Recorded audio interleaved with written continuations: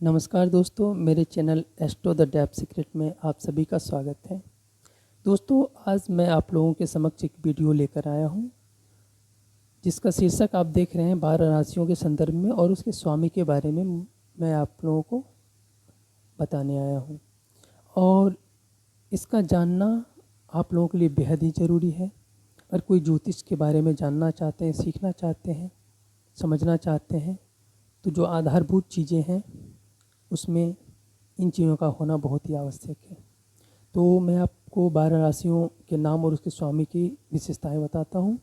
पहली राशि है मेष, जिसके स्वामी मंगल है, जो हमारे पराक्रम, हमारे हिम्मत का कारक है। जो भी हम हिम्मत करते हैं, किसी चीज़ में साहस दिखाते हैं, वो मंगल की वजह से हम कर पाते हैं। अगर मंगल की स्थिति हमारी पत्रिका में सही ना हो तो व्यक्ति बहुत ही भीरू किस्म का होगा, कमज़ोर होगा, शारीरिक रूप से भी कमज़ोर होगा और डरपोक स्वभाव का होगा। द्वितीय राशि जो है वृषभ है, इसके स्वामी शुक्र है। और शुक्र जो है वो हमारे वैभव, धन, संपदा, ऐश्वर्य, सुख, इन सब चीज़ों के कारक माने जाते हैं। और शुक्र की स्थिति हमारी पत्रिका में सही ना हो तो हम जीवन में सुखों को प्राप्त नहीं कर पाते हैं। भौतिक सुख को तो विशेषकर प्राप्त नहीं कर पाते।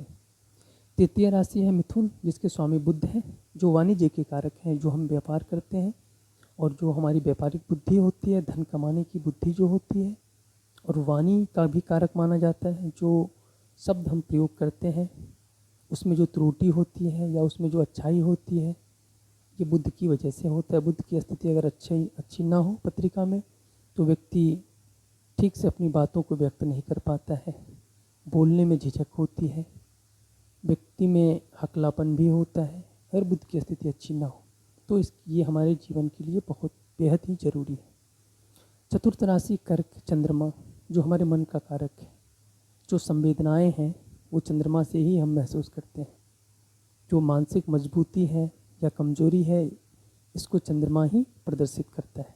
तो चंद्रमा की अच्छी स्थिति होनी हमारे जीवन के लिए बेहद ही ज़रूरी है, अन्यथा जीवन में मानसिक व्याधियों का सामना करना पड़ता है। पांचवी राशि सिंह है, जिसके कारक सूर्य ग्रह है। और सूर्य जो है हमारे आत्मबल का कारक है। जो इच्छा शक्ति होती है, आत्मबल होता है, जो हमारी प्रसिद्धि होती है, वो सूर्य की वजह से ही हमें मिलती है। और सूर्य की स्थिति हमारी पत्रिका में सही ना हो तो व्यक्ति किसी के लिए अगर अपने गर्दन भी कटा दे तो दबी जुबान में कोई उसकी प्रशंसा नहीं करता है। तो सूर्य का बलवान होना, अच्छी स्थिति का होना हमारे लिए बेहद ही ज़रूरी है। और कन्या, जो कि जिसके स्वामी बुध हैं। और राशियों में कुछ ऐसी राशियां हैं जिनके स्वामी की पुनरावृत्ति होती है, या एक स्वामी को 2 राशियाँ प्राप्त है, जिनमें मंगल को 2 राशियाँ मिली है, शुक्र को 2 राशियाँ मिली है, बुध को 2 राशियाँ मिली है, शनि को 2 राशियाँ मिली है, और बृहस्पति गुरु को 2 राशियाँ मिली है, जो मैं आगे बताऊंगा आपको। तो जो कन्या राशि है 6 नंबर की, इसके स्वामी भी बुध है, और बुध की विशेषता मैं बता चुका हूँ।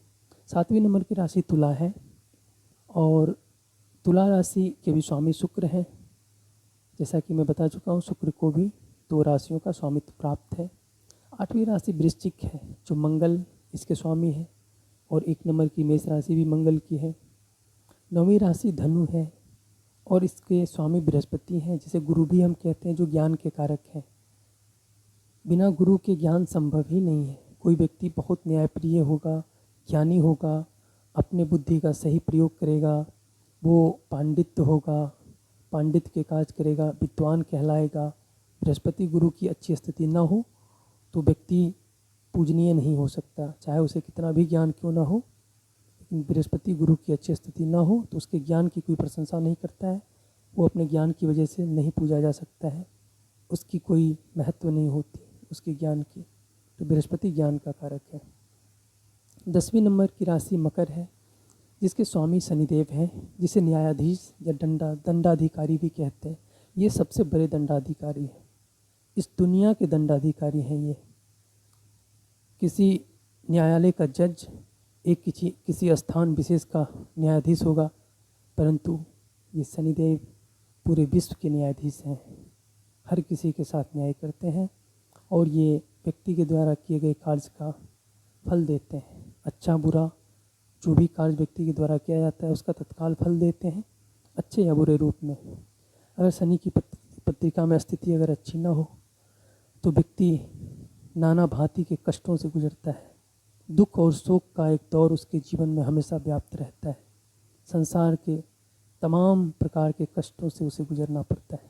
और शनि की स्थिति अच्छी हो तो कहते हैं व्यक्ति रंक से राजा बन जाता है, और बुरी स्थिति हो तो राजा से रंक।